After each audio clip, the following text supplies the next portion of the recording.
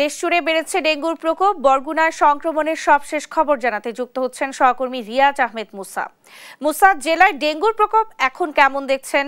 হাসপাতালে প্রয়োজনীয় চিকিৎসা সেবা মিলছে কিনা বিস্তারিত জানাবেন। শহর থেকে গ্রাম সর্বত্রই ছড়িয়ে পড়েছে ডেঙ্গুর সংক্রমণ। আপনি যেমনটা বলছিলেন যে আসলে ডেঙ্গুর যে প্রাদুর্ভাব সেটি বরগুনার এখন মহামারী আকার রূপ ধারণ করেছে। আমি এখন দাঁড়িয়ে আছি বরগুনার সদর হাসপাতালে। আমি যদি আপনাকে একটু দেখানোর চেষ্টা করি, বরগুনার এই যে ডেঙ্গুর যে ওয়ার্ড সেটি 50 শয্যাবিশিষ্ট ডেডিকেটেড যে ডেঙ্গুর ওয়ার্ড, সেটি এখন বর্তমানে এই ডেঙ্গু ওয়ার্ডে 217 জন ডেঙ্গু রোগী ভর্তি রয়েছে, যে কারণে তিল ধরার ঠাঁই নেই। এখানে যে চিকিৎসক যারা রয়েছেন তারা চিকিৎসা দিতে কিন্তু হিমশিম খাচ্ছে।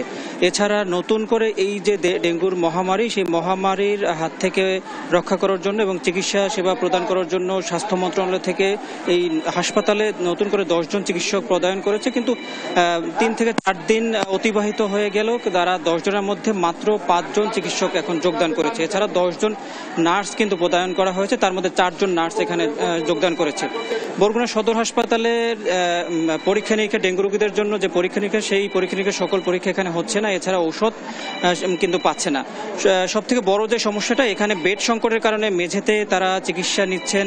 এই মেঝেতে চিকিৎসা নিতে গিয়ে কিন্তু তারা আবারও অন্য রোগে কিন্তু সংক্রমিত হচ্ছেন, কারণ হচ্ছে স্বেচ্ছাতে পরিবেশ এবং অস্বাস্থ্যকর পরিবেশে তাদেরকে চিকিৎসা নিতে হচ্ছে।